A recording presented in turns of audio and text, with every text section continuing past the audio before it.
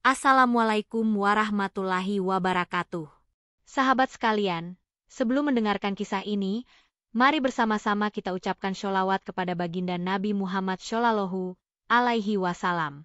Allahumma sholli ala Sayyidina Muhammad. Pernahkah kalian mendengar ada seorang pria Indonesia yang bekerja sebagai mekanik mobil di Rusia, lalu justru dinikahi oleh pemilik bengkelnya sendiri, seorang wanita bule? Ini bukan sekadar kisah cinta. Ini kisah tentang harga diri, kerja keras, dan keputusan yang tidak biasa. Dengarkan dengan hati, karena mungkin kisah ini akan membukakan mata kita tentang arti takdir yang tak terduga. Namanya Arka. Usianya 27 tahun. Tubuhnya tak besar, namun matanya selalu tampak tajam dan penuh semangat. Ia datang ke Moskow membawa satu koper dan satu keyakinan, bahwa rezeki Allah bisa datang dari arah yang tak disangka. Hari itu adalah hari pertamanya bekerja di bengkel mewah bernama Volkova Auto Garage. Bengkel itu tidak seperti bengkel-bengkel biasa. Isinya mobil-mobil kelas atas, BMW, Mercedes, bahkan Bugatti. Dan pemiliknya adalah seorang wanita berambut pirang bernama Elena Volkova. Usianya sekitar 40 tahun, janda tanpa anak, dan terkenal galak di kalangan pekerja otomotif. Saat Arka memperbaiki bagian bawah mobil Jaguar milik seorang klien, sebuah suara tinggi terdengar menggelegar. "Kamu kencangkan baut pakai tangan kosong? Di sini bukan bengkel kampung." Suara itu membuat seluruh ruangan terdiam. Semua tahu, itu suara Elena. Arka pelan-pelan bangkit dari bawah mobil, mengelap tangannya, dan menjawab tenang. "Maaf, saya belum tahu standar di sini, tapi saya akan pelajari dan pastikan tidak terulang." Elena menyipitkan matanya. Tak biasanya ada yang menjawab dengan kepala tegak seperti itu. Biasanya orang-orang akan gemetar dan minta maaf sambil menunduk. Tapi bukan Arka. Ia menatap balik dengan tenang. Sejak kejadian itu, Elena terus mengawasi Arka. Dan anehnya, setiap kali Arka bekerja, hasilnya selalu memuaskan. Bahkan 2 minggu kemudian, Elena memuji pekerjaannya di depan seluruh staf. Kalau kalian semua bekerja seperti Arka, mungkin bengkel ini sudah jadi yang nomor 1 di Eropa Timur. Para mekanik lain mulai tidak nyaman. Bisik-bisik mulai terdengar. Tapi Arka tak peduli. Ia datang ke Rusia bukan untuk cari pujian, tapi untuk memperbaiki nasib ibunya di kampung. Yang tidak Arka sadari, perhatian Elena bukan hanya karena kerjaannya. Ada sesuatu dalam diri Arka yang pelan-pelan mengganggu hati dingin wanita itu. Dan malam itu, ketika salju pertama turun di Moskow, Arka menemukan dirinya berdiri di luar bengkel sendirian, saat Elena datang mendekat, mengenakan mantel tebal. "Arka," ucapnya pelan. "Ya, Bu. Apa kau selalu bekerja sepenuh ini di setiap tempatmu sebelumnya?" Arka menatap langit. "Tidak.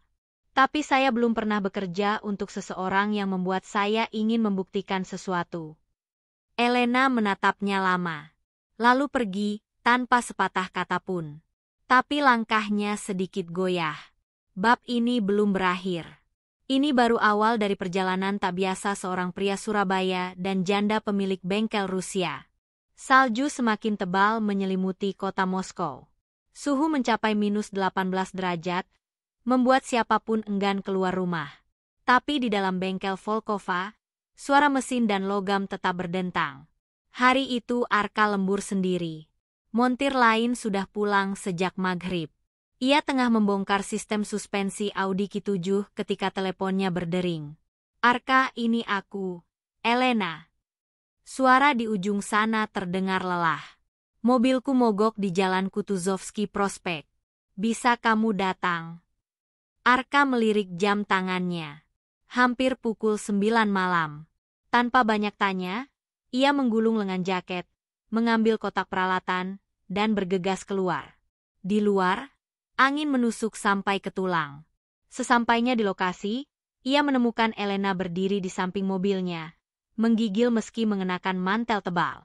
Arka membuka kap mesin, mengecek aki, kabel starter, dan dalam 10 menit, mobil itu menyala kembali. Elena menatapnya dengan mata berkaca. Terima kasih. Aku tak tahu siapa lagi yang bisa kuhubungi.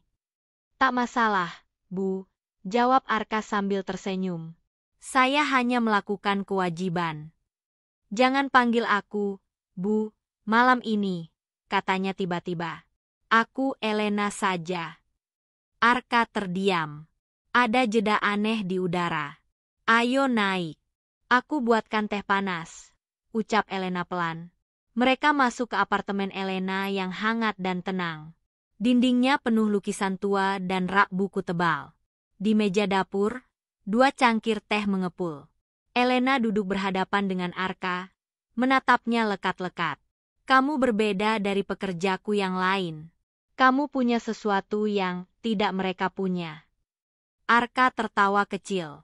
Mungkin karena saya terbiasa bertahan hidup, bukan hanya bekerja. Dan kamu Muslim, ya? Ya. Dan saya bangga dengan itu. Apakah imanmu pernah diuji di sini? Setiap hari. Hening kembali. Di luar, salju terus jatuh diam-diam. Aku sudah lama sendiri, Arka, bisik Elena. Dan aku bahkan tak tahu lagi apa artinya percaya pada orang lain. Tapi malam ini, aku merasa tidak sendiri. Arka menunduk. Ia tahu malam itu mulai bergeser ke arah yang tak ia duga. Tapi ia juga tahu bahwa perasaan bukanlah dosa jika dijaga dengan baik. Aku hanya montir biasa, Elena. Tapi jika kau merasa sendiri, maka biarlah aku jadi teman di waktu sepi. Elena menatap matanya. Tak berkata apa-apa. Tapi pelan-pelan, ia tersenyum. Untuk pertama kalinya. Dengan senyum yang bukan milik seorang pemilik bengkel, melainkan seorang wanita yang sedang membuka hatinya. Hari-hari berlalu cepat setelah malam teh panas itu. Elena mulai sering datang ke bengkel. Bukan hanya untuk memeriksa laporan, tapi diam-diam mengamati Arka dari jauh. Ia sesekali membawakan makanan kecil, bahkan teh hangat dalam termos baja. Arka tak pernah bertanya, dan Elena tak pernah memberi penjelasan. Tapi atmosfer bengkel perlahan berubah. Para mekanik mulai memperhatikan, dan bisik-bisik pun bermunculan di antara suara bor dan alat las. Hei, kau lihat? Si Arka itu makin dekat sama bos. Ujar seorang mekanik beraksen keras sambil mengelap tangannya. Ya, tiap pagi Elena mampir ke mejanya dulu. Dia itu bukan sembarang montir. Kawan, dia sedang naik pangkat di hati bos. Timpal yang lain sambil tertawa pelan. Arka tahu dirinya mulai diperhatikan. Ia tak suka jadi bahan gosip, tapi ia juga tak bisa menyangkal hatinya yang semakin tak bisa menolak kehadiran Elena. Setiap kali wanita itu datang membawa senyum, dada Arka berdebar lebih cepat daripada mesin Porsche Turbo. Suatu siang, saat Arka tengah mengganti rem cakra mobil sport, Elena datang tanpa suara. Ia berdiri diam beberapa saat sebelum akhirnya berkata, "Kau masih tahan bekerja di sini, meski semua orang membicarakanmu." Arka mengangkat wajahnya, sedikit terkejut. "Saya bekerja karena niat, bukan karena pujian atau ejekan." Elena menatapnya lama. "Aku mulai mempertimbangkan untuk menjual bengkel ini. Pindah keluar kota. Hidup tenang." Arka tak langsung menjawab. Tangannya masih sibuk mengencangkan baut. "Kalau begitu, semoga rencananya lancar," katanya pelan. "Aku ingin kamu ikut," ujar Elena tiba-tiba. Suaranya nyaris tak terdengar, tapi cukup jelas untuk membuat Arka berhenti bekerja. Ia memandang Elena, mencoba membaca matanya. Tapi yang ia temukan justru kebimbangan, ketakutan, dan harapan yang bercampur menjadi satu. "Kenapa saya?" tanya Arka pelan. "Saya ini cuma orang kecil, mekanik dari kampung. Apa saya pantas?" Elena menunduk. "Karena kamu satu-satunya yang tidak memanfaatkan aku. Tidak menghakimi. Dan aku tahu, aku tak butuh pria kaya atau pintar. Aku butuh seseorang yang membuatku merasa hidup." Hati Arka bergetar. Ia bukan lelaki yang mudah jatuh cinta. Tapi ia tahu cinta tidak datang dengan undangan. Kadang ia hadir begitu saja, saat kita sedang memegang obeng di tangan dan debu di wajah. Namun Arka juga tahu, keputusan seperti ini bukan urusan perasaan saja. Ada iman, ada adat, ada tanggung jawab pada ibu di kampung yang sejak awal jadi alasan utamanya datang ke Rusia. Ia butuh waktu. Tapi waktu tak selalu berpihak pada orang yang ragu. Pagi itu langit Moskow tampak murung, seakan ikut menanggung beratnya hati Arka. Di kamar sempit kontrakannya, ia duduk termenung di sisi tempat tidur. Sebuah surat dari Indonesia baru saja ia buka. Surat dari ibunya. Tulisan tangan itu masih sama seperti dulu. Nak Arka, ibu sehat di sini. Sawah kita sudah digarap pamanmu. Kalau kamu dapat kirim lagi bulan depan, alhamdulillah. Tapi kalau belum bisa, ibu tetap doakan kamu, setiap malam, setiap sujud. Arka memejamkan mata. Surat itu seperti pelukan yang dikirim lewat udara dingin. Di antara harapan ibunya dan perasaannya pada Elena, Arka terjebak di persimpangan takdir. Ia tahu hidupnya bukan milik sendiri. Ada ibu di desa yang bergantung padanya. Dan ada wanita di Moskow yang mulai bergantung pada hatinya. Hari itu di bengkel, Elena tampak berbeda. Ia tak mengenakan mantel mahal atau parfum mewah.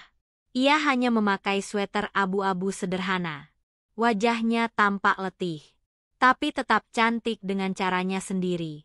Arka, ucapnya saat pria itu sedang menata ulang bandira. Ya, aku butuh bicara. Tapi bukan di sini. Pulanglah nanti malam ke rumahku. Arka mengangguk pelan. Suaranya tak mampu keluar. Ada yang berdesir di dadanya. Campuran takut, penasaran, dan harapan. Malam harinya, apartemen Elena diselimuti kehangatan. Di meja makan, 2 mangkuk sup panas terhidang. Lilin kecil menyala di tengah. Seperti adegan yang tak pernah Arka bayangkan dalam hidupnya. Aku ingin jujur, kata Elena, menatap langsung ke matanya. Aku tidak tahu bagaimana perasaanmu yang sebenarnya. Tapi aku tahu perasaanku sendiri. Aku ingin kamu ada dalam hidupku. Arka, aku ingin menikah. Arka terdiam. Nafasnya tercekat. Ia tidak pernah mendengar kata itu dari seorang wanita. Apalagi wanita yang secara sosial dan budaya sangat jauh berbeda darinya. Menikah dengan saya. Ya, jawab Elena mantap. Kalau kamu bersedia. Kalau keyakinanmu mengizinkan. Aku siap belajar. Aku siap berubah. Aku siap jadi istri. Arka menggenggam ujung meja. Hatinya bergemuruh. Aku bukan siapa-siapa. Elena. Aku anak petani. Aku bahkan tidur di kamar kontrakan yang atapnya bocor. Aku tak peduli. Tapi ibuku, dia belum tahu. Maka temuilah ibumu, ucap Elena lembut. Minta restunya. Kalau dia setuju, aku akan menunggumu di sini. Dengan cincin dan segenap hidupku. Dan malam itu, di tengah hiruk-pikuk kota Moskow yang dingin, sebuah keputusan besar mulai tumbuh dari hati seorang pemuda muslim yang sederhana. Beberapa hari kemudian, Arka benar-benar mengambil cuti. Ia mengemas jaket musim dinginnya, membawa koper kecil, dan terbang pulang ke Surabaya. Perjalanan jauh itu seperti lorong waktu, membawanya kembali ke suara ayam kampung, bau tanah basah, dan senyum renta seorang ibu yang tak berubah sejak ia pergi. Ibu, ucap Arka sambil memeluk wanita tua itu erat. Arka, alhamdulillah, kamu pulang, nak. Malam itu mereka duduk di beranda bambu, ditemani secangkir teh manis dan suara jangkrik. Arka tak langsung bicara. Tapi ibunya tahu, ada yang berat disimpan anak satu-satunya itu. Ibu, ucap Arka akhirnya. Suaranya pelan. Saya punya seseorang di Moskow. Dia perempuan. Dia ingin menikah dengan saya. Ibu terdiam. Tak marah. Tapi juga tidak langsung tersenyum. Dia orang mana? Dia Rusia, Bu. Majikan saya di bengkel. Namanya Elena. Non-Muslim. Iya, tapi dia bersedia belajar. Bahkan bersedia masuk Islam kalau perlu. Ibu menatap langit. Lama. Angin malam berembus pelan, menggoyangkan daun jambu di samping rumah. Arka, ibu tahu kamu bukan anak kecil lagi. Tapi menikah bukan cuma urusan cinta. Itu soal ibadah. Soal menyatukan dua dunia. Saya tahu, Bu. Makanya saya pulang. Saya ingin restu ibu. Kalau ibu tidak setuju, saya akan kembali kerja tanpa menikah. Ibu terdiam lagi. Lalu perlahan menggenggam tangan Arka. Kalau dia mau masuk Islam, dan kamu yakin bisa membimbing dia, maka ibu ridho. Tapi janji, jangan lupakan tanah kelahiranmu. Jangan lupakan ibumu. Air mata Arka menetes. Ia peluk tangan ibunya lama-lama. Insya Allah, Bu. Saya tidak akan lupa. Beberapa hari kemudian, Arka kembali ke Moskow. Di bandara, Elena sudah menunggu, mengenakan hijab lembut berwarna krem. Tatapannya gugup, tapi dalam. Arka, bisiknya. Aku sudah belajar beberapa doa. Aku ingin masuk Islam sebelum kita menikah. Arka tersenyum. Tak berkata apa-apa, hanya menunduk dan mengucap, Alhamdulillah. Dan di ruang kecil milik komunitas Muslim Moskow, Elena mengucap 2 kalimat syahadat dengan gemetar. Tangannya menggenggam erat tangan Arka. Matanya basah. Tapi bukan karena dingin, melainkan karena akhirnya, dua dunia itu tak hanya saling memahami, tapi sudah menyatu dalam satu iman. Hari itu, Moskow tertutup salju putih bersih seperti lembaran baru. Gedung-gedung tampak berselimut kabut. Namun hati Arka justru terasa hangat. Sebuah akad sederhana disiapkan di ruang komunitas Muslim kecil di distrik Taganka, disaksikan oleh beberapa rekan kerja Arka dan beberapa sahabat Muslim Elena yang baru dikenalnya lewat kelas bimbingan mualaf. Elena tampil sederhana. Gaun panjang berwarna putih susu, tanpa perhiasan mencolok. Di atas kepalanya, hijab lembut menjuntai dengan anggun. Wajahnya pucat karena udara dingin, tapi senyumnya merekah, seolah dia telah menemukan tempat pulang. Arka mengenakan jas pinjaman dari rekan kerja Turkinya. Wajahnya bersih, penuh hikmat. Di hadapannya, seorang imam lokal duduk dengan buku nikah terbuka. Saksi dan wali pun telah siap. Elena telah menunjuk seorang saudara mualaf dari Ceknya sebagai walinya. Seorang pria tua bijak yang mengangguk pelan melihat keberanian wanita itu. Arka bin Ruslan. Ucap sang imam. Aku nikahkan engkau dengan Elena binti Ivan, dengan mahar berupa cincin emas dan surat Al-Ikhlas yang dihafalkan khusus untuknya. Arka mengangguk. Tangannya sedikit gemetar. Saya terima nikahnya Elena binti Ivan dengan mahar tersebut, karena Allah. Suasana hening sejenak. Lalu gema takbir pun menggema. Allahu Akbar. Allahu Akbar. Elena tersenyum sambil menahan tangis. Ia peluk erat surat Al-Ikhlas yang ditulis Arka dengan tangannya sendiri. Bukan karena keindahan kaligrafi, tapi karena setiap hurufnya ia tulis dengan cinta dan air mata. Setelah akad, mereka duduk berdua di beranda ruang komunitas. Di depan mereka, taman kecil dipenuhi salju yang belum disentuh siapapun. Kamu tahu, bisik Elena. Hari ini adalah hari terindah dalam hidupku. Bukan karena gaun atau pesta, tapi karena untuk pertama kalinya, aku merasa dilindungi oleh cinta yang benar. Arka menatapnya, mata mereka beradu dalam senyap. Aku tak janji akan membuatmu selalu bahagia, Elena. Tapi aku janji, setiap kesedihanmu akan kutanggung bersamamu. Elena menunduk, mencium tangan suaminya perlahan. Dan di bawah salju yang turun diam-diam, dua hati dari dua benua bersatu. Bukan lewat harta, bukan lewat status, tapi lewat restu ibu, syahadat yang tulus, dan cinta yang tumbuh pelan-pelan dalam ruang sederhana yang penuh berkah. Setelah pernikahan mereka, Arka dan Elena memutuskan tetap tinggal di Moskow untuk sementara. Tapi kini, bukan di kontrakan sempit seperti dulu. Elena menjual saham bengkelnya, lalu membeli rumah kecil di pinggiran kota. Arka sendiri tetap bekerja, bukan lagi sebagai montir biasa, tapi sebagai pemilik bengkel yang kini ia kelola bersama sahabat-sahabat muslimnya. Namun, Arka tak berubah. Ia masih turun langsung memperbaiki mobil.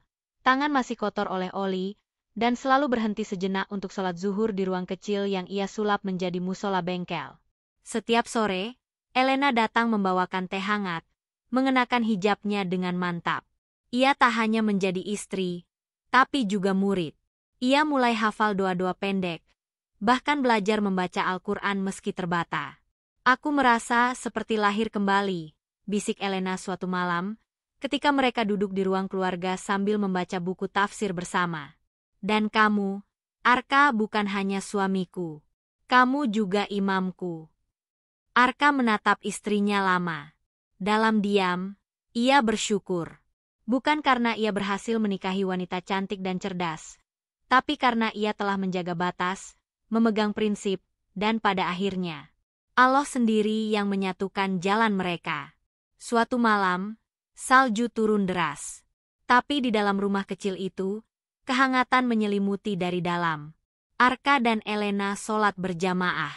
Ia di depan, Elena di belakang, berjubah putih dan syal bulu di atas sajadahnya. Setelah salam terakhir, Elena memeluknya dari belakang dan berbisik. Kamu tahu, Arka, jika dulu aku punya segalanya, tapi merasa hampa, sekarang aku hanya punya kamu dan iman ini, tapi hatiku penuh. Arka menoleh, tersenyum. Karena yang membuat kita cukup bukan jumlah, tapi ridho dari Allah. Dan disitulah kisah mereka berhenti. Bukan pada akhir, tapi pada awal yang baru. Karena cinta yang benar bukan yang paling cepat datang, tapi yang paling sabar tumbuh dan paling kuat bertahan. Dari montir biasa, menjadi imam untuk hidup seseorang yang menemukan Islam lewat cinta.